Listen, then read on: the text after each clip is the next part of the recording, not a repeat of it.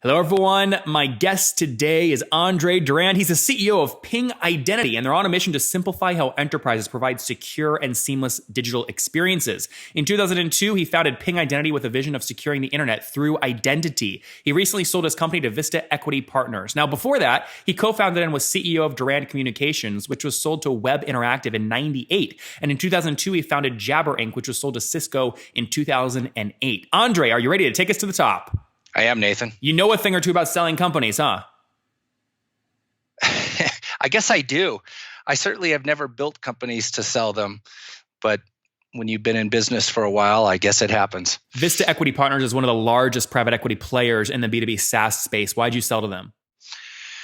Well, we had been approached by a partner, a strategic partner, end of first quarter of last year, and after being in the space for about 15 years, having investors who were in for over 10 years, and achieving a certain size and scale, we thought it appropriate to kind of see what the market was interested in. And so we tested the market, had a couple of strategics interested, and then surprisingly had a few financial sponsors also interested. And so it was at that time that I reached out to Vista after having met them probably a few months prior, and they were very aggressive. When they see something they like, they go for it. So that's a good thing, right? Yeah, Vista is not shy, and they did a lot of research on the space and on Ping prior, to me first meeting with them. So they knew that they wanted to make a move in identity and security. So take us back. When was launch year? And for those people that are not familiar with Ping, go ahead and tell us now what it does. So launch year was 2002, and on the original premise that everything on the internet was anonymous, and how could we possibly secure an anonymous internet? And so the original concepts to bring identity, to the core infrastructure of the internet was what the company was founded on back in 2002. We were probably 4 or 5 years early, frankly. SaaS had not yet hit. That was, kind of in the 2006, 2000 timeframe. But there was a lot of needs for identity in large enterprises, and in essence, federating or connecting and securing all of the various internal systems that enterprises had. So we set out to develop the standards that would connect those systems, focused on single sign-on initially. And over the course of the last 4 or 5 years, kind of expanded from that vision of connecting identity through single sign-on to appreciating that we really are ultimately striving to have a frictionless user experience, but also a secure user experience. And so in that was kind of born or manifest the vision of zero login, yet real-time access security. So it's the notion that our devices are so intelligent now and have so many sensors and capabilities that they should be able to recognize us when we're using them. And then the back-end infrastructure that supports what we have access to should be smart enough to allow or deny our access into various systems. And so how can we achieve this kind of utopia of a completely secure environment that recognizes us so that we don't have to manually log in or authenticate, yet at the same time smart enough that if it sees things that that are not normal in the behavior or in some other signals, it can shut off access in real time. And what are so help me understand who's actually paying. Are these individual consumers or are these enterprises signing up in 1,000-seat chunks? Yeah, these are large enterprises signing up in tens of thousands. Okay. And I assume you price per seat? We do. Okay. What do people pay on average per seat?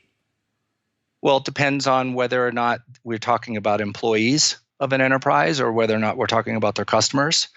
And in our particular case, it depends on which capabilities or use cases they're deploying. So if it's just single sign-on, there's a price per seat depending on the capacity that you're buying. Is it 10 to 20,000 users? Is it 100 to 200,000 users? Is it MFA, strong authentication through the mobile phone? Is it access control and API security? So typically, if an enterprise licenses from us, they will say, we want an enterprise use case for our employees, We would like strong authentication, single sign-on, and both web and API access control. And they might start there as an example. And what's that starting like first year contract value typically? I know you have many different cohorts, but typically? Our average prices range from, kind of initial ASPs, if you will, range in the low hundreds of thousands. And for larger customers, they will make north of $1 million annual commitments. Got it. And then tell me more about your team and how you've structured your team to drive expansion revenue year after year via inside sales. Well, it's not all inside sales. We do have an inside sales group, but we have even a larger field team. And I guess that's consistent with selling to larger enterprises in the Fortune 1000. We do align our go-to-market efforts, both marketing, inside sales, kind of territory development reps, and field sales are all focused on various targets in say the Fortune 1000. What's your team size to date? We're approaching 600. Okay, 600. And then, so I want to get more of the story here. So 2002, you launched. We understand what it does. We kind of understand where you are in terms of team size and average ASPs. How much capital had you raised before the Vista acquisition, before any liquidity event? $110 million. Okay, and why did you had exits before that? So, and I assume you probably had raised money on some of those. So you probably knew what it was like to work with investors. Why decide to really go the hardcore funding route on this thing? Well, we had actually raised only about $30 million prior to 2013. And selling to the enterprise and selling software, we had a fairly traditional enterprise software licensing business, perpetual software licenses. In 2013, we shifted the business model to subscription. And in the process of doing that, because we were sizable at that time, I think doing about $75 million a year. What year was that? And that was 2013. So when we switched the business to subscription, you start collecting about a third of what you would normally collect under a perpetual license. And so that created a cash flow deficit. The first year of about 2/3 of that $75 million, the second year about a third. But it's predictable, right? That's the trade-off. It was predictable, but it required about $80 million in financing is my point. Wow, okay. So between 2013 and 2016, we needed to raise about $80 million of the 110 to fund the cash flow deficit during the transition. And so pre-transition, $75 million in ARR 2013. What in 2016 would you grow that to? So it wasn't ARR. It was $75 million in revenue and bookings, but that was a one-time. Right? And we were converting that. And so at the end of 2016, then we had converted $75 million in one-time revenue to over $100 million in recurring revenue. That's amazing in a 3-year period. Wow. And that's incredible. Now, just to be clear, that's that $100 million, that's purely predictable. You look at all the economics like churn, payback, ARPU, LTV, CAC, that's all recurring revenue. No big services fees in there or anything like that? No, we've always been less than 5% services fees. So that's really all recurring. Okay. And then, so Vista approaches you. The information reported that exit was for $600 million. Obviously, an interesting exit if you're over $100 million. That's a good 6x, right? But why decide to go that path versus keeping control and going ahead and going public? Well, part of this is based upon the investor dynamics and really my responsibility to my investors who had supported me through that period of time. Really, they had the early investors had reached, I think, the logical lifespan of their investment. And I knew that I needed an investor that could help us really kind of go the next level, if you will, kind of reset the clock, bring more capital to bear in a dynamic and fast-growing market. And so I think the timing was that had we gone public, the ability to get liquid for initial investors probably would have been extended by another 2 or 3 years. And that's you're saying they couldn't. It would send bad signals to the market if they cashed out in the first 6 months. Is what you're saying? Well, many times they can't. Right? Oh, there's actual lockup. Well, yeah. I mean, the market wouldn't support pulling out just the investment. Keep in mind, pulling out $100 million of just the investment. So, an organized secondary with perfect execution, maybe within the first 6 to 9 months, would get out maybe the invested capital, but it wouldn't get out their profit. And so, the truth is the timing of liquidity for early investors that would pull out both their investment and their upside and their profit could take 2 to 3 years. And again, that's assuming perfect execution and a number of external market variables that you can't control. It makes a lot of sense. What are you at now today in terms of total customers using you guys? I think we're just under 1,500 enterprise customers. And you just measure that really by logos? By logos. Yep. That's correct. And then are you, when you're making decisions about new markets to go into, are you looking at things like CAC, ARPU, payback period, all that stuff still, or you have less focus on that now that you're more of a mature business spitting off cash? You never stop looking at that. Yeah. So no, I have an extreme focus on CAC. What is your CAC right now? Absolutely. We're about 1.2. In terms of $1, you need to spend $1 to get $1.02 in ARR? We spend about $1.20 to get $1 in ARR. Yep, that makes sense. And then how many years do you expect that $1 to last? Well, we've got a very low churn, effective churn, and a very long lifetime value. It's right around 10% annually, and that's logo.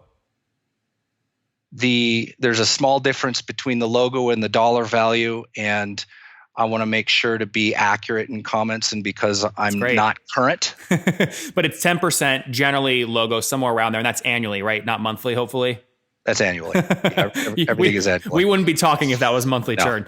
All right, good. So you optimize your payback period then to about 12 months, or sorry, 14 months.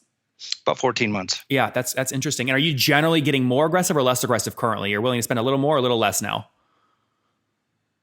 I would say there's a lot of conversations about spending a little bit more. Yep. At a 1.2, especially given the lifetime value of the accounts is significant. And what do you assume that is, by the way, like in the millions? The lifetime value of an enterprise account is absolutely in the millions. Above 5? No, probably not on average. Okay. Not on average.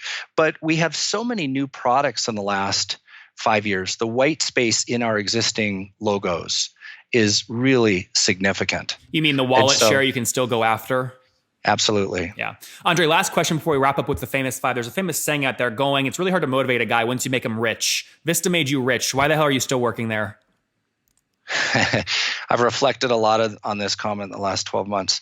The truth is the mission is not done. And I think internal drive and motivation, when it's there for the right reasons, money does little to change the equation of motivation. I mean, so much of what we're doing here, both internally and just building a great company and externally serving customers and solving security challenges on the internet, there's a lot of work to be done there.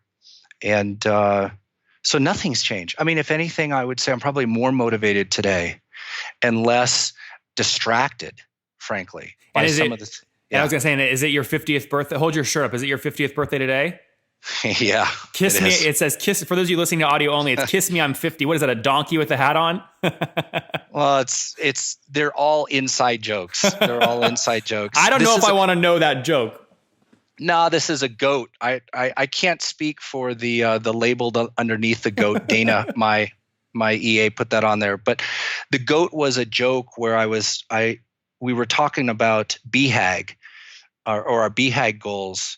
And one of my senior managers thought I said big, hairy, audacious goat, not big, hairy, audacious goal. And so the goat was born. And anytime we refer to big goals, the goat appears. And so the whole darn thing is an inside joke. That's hysterical. All right, let's wrap up here with the famous 5. These are quick answers. Number 1, what's your favorite business book? Good to Great. Number 2, is there a CEO you're following or studying right now? Elon Musk. Number 3, besides your own, is there a favorite online tool you use as you're growing the business? I use Evernote. I take a lot of notes. Number 4, how many hours of sleep do you get every night? About 6.5. That's good. And what's your situation? Married, single, you have kiddos? Married with 2 kids. Oh, 2 kids. And are they out of the house yet, or are they young? 13 and 14. Woo, you are in it. All right, 50 years old. Last question, Andre. Take us back 30 years. What do you wish your 20-year-old self knew? I think understanding how to be extremely impatient and patient at the same time is a interesting dichotomy. Finding the balance in that equation is difficult, but worthy. There you guys have it from Andre. Be patient and impatient at the same time. He had many successes before Ping Identity, but his most recent was launched in 2002, playing in the personal identification space. Grew that very large up to 2013, and as kind of a one-time model, doing about $75 million in one-time revenue that year. Then raised additional capital. They've raised $128 million total to transition the one-time stuff to recurring. And 3 years later, in 2016, they're now over 100. They were over $100 million in ARR, and he decided strategically, really specifically for early investors and getting a good return for them, to sell to Vista Equity Partners for about $600 million. He's still focused on the mission, helping his 1,500 customers with his team of over 600 people there at Ping, now a part of Vista. Andre, thank you for taking us to the top. Thank you, Nathan.